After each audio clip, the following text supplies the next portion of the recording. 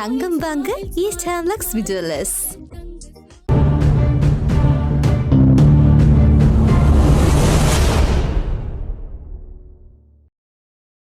வணக்கம் மற்றும் ஒரு உண்மை அரசியல் நிகழ்ச்சியோடு இணைந்திருக்கின்றோம். எதிர்காலத்தில் பயங்கரவாத தடை சட்டத்தை நடைமுறைப்படுத்த விரும்பவில்லை என ஜனாதிபதி அனுரகுமார் திசாநாயக்க தம்மிடம் கூறியதாக இலங்கை தமிழரசு கட்சியின் மட்டக்களப்பு மாவட்ட நாடாளுமன்ற உறுப்பினர் ராசமாணிக்கம் சாணக்கியன் தெரிவித்திருக்கிறார். சில இனவாத கருத்துக்களால் அதனை பயன்படுத்த வேண்டிய தேவை ஏற்பட்டதாக ஜனாதிபதி தெரிவித்ததாக அவர் குறிப்பிட்டார். ஜனாதிபதி அனுரகுமார் திசாநாயக்க மற்றும் இலங்கை தமிழரசு கட்சியின் நாடாளுமன்ற உறுப்பினர்களுக்கிடையே நேற்று மாலை ஜனாதிபதி செயலகத்தில் நடைபெற்ற சந்திப்பின் போது இதனை குறிப்பிட்டுள்ளார். அதே நேரம் வடக்கு கிழக்கு இணைந்த சமஷ்டி அடிப்படையிலான ஒரு தீர்வு திட்டத்தை அவர்கள் எதிர்பார்ப்பதாக சொல்லியிருந்த நிலையில் அரசியல் கைதிகளின் விடுதலை, பயங்கரவாத எதிர்ப்பு சட்டம், காணி அபகரிப்பு, காணாமலாக்கப்பட்டோருக்கான நீதி உள்ளிட்ட பல விடயங்கள் குறித்து ஜனாதிபதியுடன் கலந்துரையாடியதாக இலங்கை தமிழரசு கட்சியின் மட்டக்களப்பு மாவட்ட நாடாளுமன்ற உறுப்பினர் ராசமாணிக்கம் சாணக்கியன் தெரிவித்தார். சுமார் 1 மணி நேரம் இடம்பெற்ற கலந்துரையாடலில் இலங்கை தமிழரசு கட்சியின் நாடாளுமன்ற உறுப்பினர் சிவஞானம் ஸ்ரீதன், பத்மநாதன் சத்தியலிங்கம், எஸ் குகதாசன், ஞானமுத்து ஸ்ரீநேசன், கவிந்திரன் கோடீஸ்வரன், இளையதம்பி ஸ்ரீநாத் ஆகியோர் மற்றும் துரைராச ரவிகரன் ஆகியோரும் கலந்து கொண்டதாக சொல்லப்பட்டிருக்கிறது.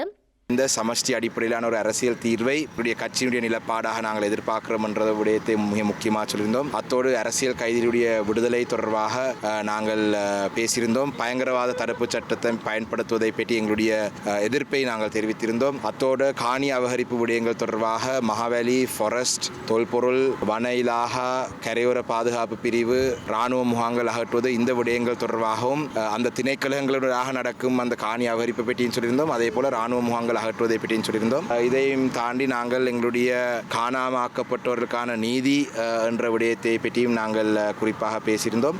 அத்தோடு எங்களுடைய வடக்கு கிழக்கிலே இருக்கும் பல அபிவிருத்தி திட்டங்களை பற்றி நாங்கள் பேசியிருந்தோம். இதே போலதான் இந்த வெள்ளத்தால் ஏற்பட்ட அனர்த்தம் தொடர்பாக எங்களுடைய விவசாயிகள் முகம் கொடுக்கும் பிரச்சனை பற்றியும் நாங்கள் ஜனாதிபதியிடம் நாங்கள் முன்வைத்திருந்தோம். அந்த வகையிலே வரிசையாக ஜனாதிபதி அவர்கள் அரசியல் தீர்வு விடயம் தொடர்பாக நாங்கள் எங்களுடைய நிலப்பாடு எதிர்காலத்திலே புதிய அரசியல் அமைப்பு உருவாக்கும் பொழுது அந்த விடயத்தை பற்றி நாங்கள் இன்னும் கூடுதலாக ஆராயலாம் என்றதை சொல்லியிருந்தார். அத்தோடு காணாமாக்கப்பட்டோருடைய விவகாரம் தொடர்பாக காணாமாக்கப்பட்டோருக்கான அந்த அலுவலகத்தினுடைய செயல்பாடுகள் திருப்தியா என்று கேட்டிருந்தார். ஆனால் நாங்கள் சொல்லியிருந்தோம், எங்களுக்கு ஒரு நீதிமன்ற பொறிமுறை இல்லாவிட்டால் அது எங்களுக்கு தேவைப்படாது. நீதிமன்ற பொறிமுறை ஒன்று தேவை அவசியம். அப்படி இல்லையென்றால் எங்களுடைய மக்கள் அதை ஏற்றுக்கொள்ள மாட்டார்கள் என்றதையும் நாங்கள் மிக முக்கியமாக வலியுறுத்தியிருந்தோம். அதே போலதான் காணி அபகரிப்பு விடயங்கள் தொடர்பாக அதிலேயும் கல்முனை வடக்கு பிரதேச செயலகம் தொடர்பாக பேசப்பட்டது. கல்முனை வடக்கு பிரதேச செயலகம் தொடர்பாக தான் உரிய நடவடிக்கை எடுக்கிறதுக்கு அமைச்சருடைய செயலாளருடன் பேசுவதாக கூறியிருந்தார். அதே போலதான் எங்களுடைய காணி அபகரிப்பு விடயங்கள் தொடர்பாக அந்த உரிய திணைக்களங்களுடன் அவர் பேசுவதாக சொல்லியிருந்தார். அதே போல வரவு செலவு திட்டத்திலே நாங்கள் முன்மொழிந்த சில அபிவிருத்தி திட்டங்களை தான் உள்வாங்குவதாக சொல்லியிருந்தார். அதே போலதான் பன்முகப்படுத்தப்பட்ட நிதி ஆளுங்கட்சி எதிர்கட்சி என்று இல்லாமல் அனைத்து பாராளுமன்ற உறுப்பினருக்கும் பன்முகப்படுத்தப்பட்ட நிதியானது வழங்கப்படும் என்றதையும் கூறியிருந்தார். உண்மையிலே இந்த சந்திப்பானது இன்று ஒரு முதலாம் கட்ட ஒரு சந்திப்பாகவே அமையும். எதிர்காலத்திலே நாங்கள் இந்த விடயங்களை பற்றி நாங்கள் இன்னும் விரிவாக ஆராய்வதற்கு நாங்கள் தயாராக இருக்கோம். இதையும் தாண்டி ஜனாதிபதி ஐக்கிய தேசிய கட்சி ஆட்சி காலத்தில் 1979 கொண்டு வரப்பட்ட பயங்கரவாத தடை சட்டம் அபாயகரமானது, அது ஜனநாயகத்துக்கு அடிப்படை உரிமைக்கும் எதிரானது என இலங்கை தமிழரசு கட்சியின் மட்டக்களப்பு மாவட்ட நாடாளுமன்ற உறுப்பினர் ஞானமுத்து ஸ்ரீநேசன் தெரிவித்திருக்கிறார். பயங்கரவாத தடை சட்டம் நீக்கப்படுவது தொடர்பில் கடந்த ஆட்சி காலங்களிலிருந்து பேசப்பட்டு வருது. இந்த விடயம் தொடர்பில் அவர்களிடம் தொடர்பு கொண்டு பல்வேறுபட்ட கருத்துக்களை அறியக்கூடியதாக இருந்தது என்றும், பயங்கரவாத தடை சட்டம் பயங்கரமானது, அது பல அப்பாவி மக்களை குற்றவாளியாக்கியது, சித்திரவதைக்குள்ளாக்கியது, அப்பாவிகளின் உயிர்களை குடித்தது, அப்பாவிகளை குற்றவாளியாக்குவதற்காக சித்திரவதைகள் மூலமாக ஒப்புதல் வாக்குமூலத்தை பெறுவதற்கு உதவியது என பல தமிழர்களை நடைப்பிணங்களாக மாற்றியிருக்கு. மனித குலம் வெட்கி தலைக்குனியக்கூடிய அனைத்து கொடூரங்களையும் அந்த சட்டம் செய்தது.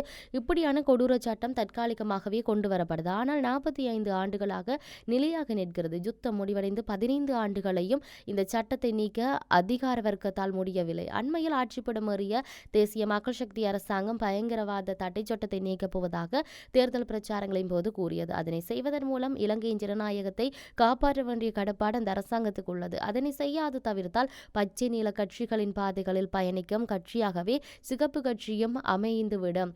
அதாவது தேசிய ஐக்கிய தேசிய கட்சி, ஸ்ரீலங்கா சுதந்திர கட்சி, பொதுஜன பெரமுன போன்ற கட்சிகளுக்கும் தேசிய மக்கள் சக்திக்கும் இடையில் வேறுபாடு இல்லாமல் போய்விடும். இதனை உணர்ந்து தேசிய சக்தி செயற்பட வேண்டும். அத்தோடு பயங்கரவாத தடை சட்டத்தால் நாடு அழிவுற்ற பாதையை நோக்கி சென்றது. அதனை தேசிய மக்கள் சக்தி புரியாது விட்டால் நாட்டுக்கு எதிர்காலம் இல்லை.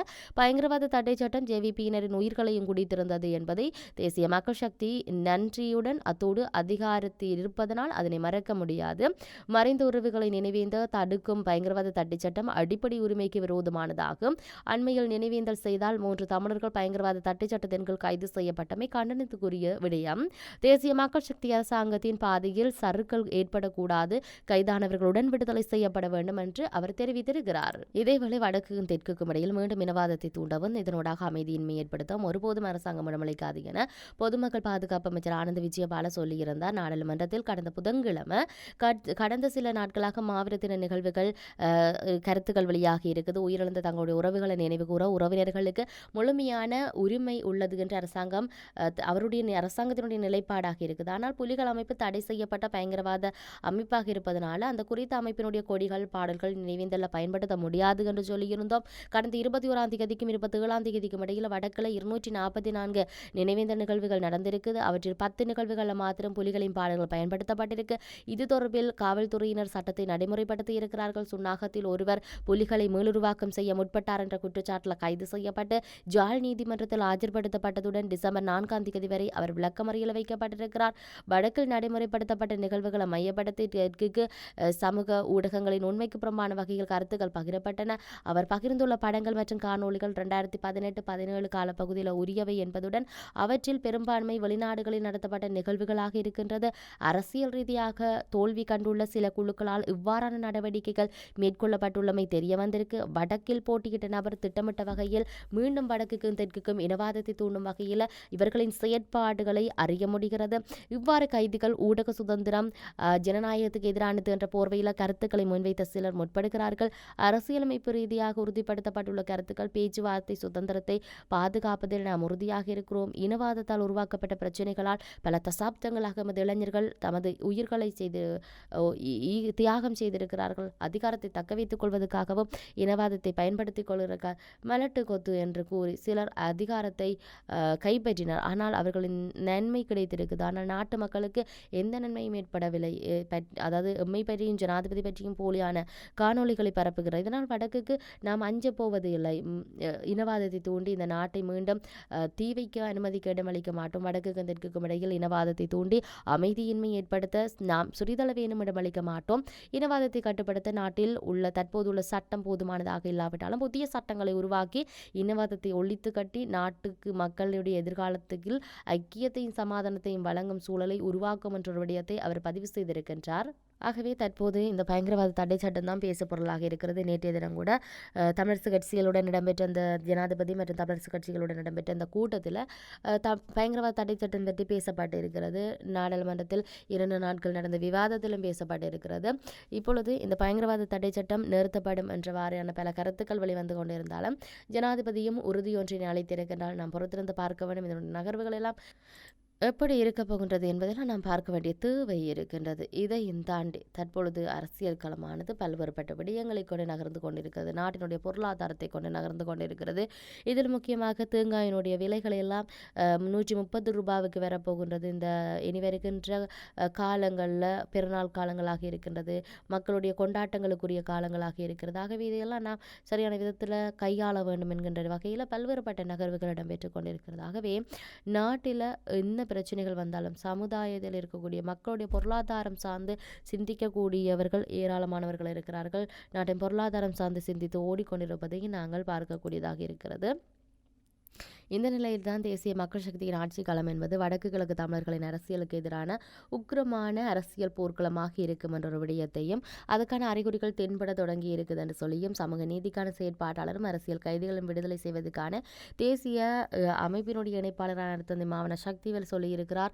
நாட்டின் நிறைவேற்று அதிகாரத்தை கொண்டிருக்கும் தேசிய மக்கள் சக்தி அடுத்து வரும் உள்ளூராட்சி மன்ற தேர்தலிலும் மாகாண சபை தேர்தலும் உள்ளூர் தமதாக்கிய பின்னர் ஜாப்பு சீர்திருத்தம் எனும் போர்வையில் தமிழர்களுக்கு எதிரான அரசியல் போரை தீவிரப்படுத்தும் என்றும் ஊடக அறிக்கை ஒன்றின் மூலம் அவர் சொல்லியிருக்கிறார். ஆகவே அரசியல் களச்சூழலை அறிந்து எம்மர்களுக்கு இடையிலான பலமான அரசியல் கூட்டு கட்டமைப்பு உருவாக்கினால் மட்டும் தமிழ் மக்கள் எதிர்நோக்கும் அரசியல் போரினை எதிர்கொள்ள முடியும். அரசியல் கைதிகளை விடுதலை செய்வதற்கான தேசிய அமைப்பின் இணைப்பாளர் தான் இந்த விடயத்தை சொல்லியிருப்பதையும் பார்க்கக்கூடியதாக இருக்கிறது. எது எப்படி இருந்தாலும் தமிழ் கட்சிகள் ஒற்றுமையாக இருந்து தமிழ் மக்களுக்கான தீர்வுகளை பெற்றுக் கொடுப்பதில் முன்வர வேண்டும் என்பதையும் இந்த இடத்தில் ஞாபகப்படுத்திக் கொண்டு பொறுத்திருந்து பார்ப்போம் அரசியலுடைய நகர்வுகள் எப்படி நகரப்போகின்றது என்பதை மற்றொரு உண்மை நிகழ்ச்சியில் சந்திப்போம். வணக்கம்.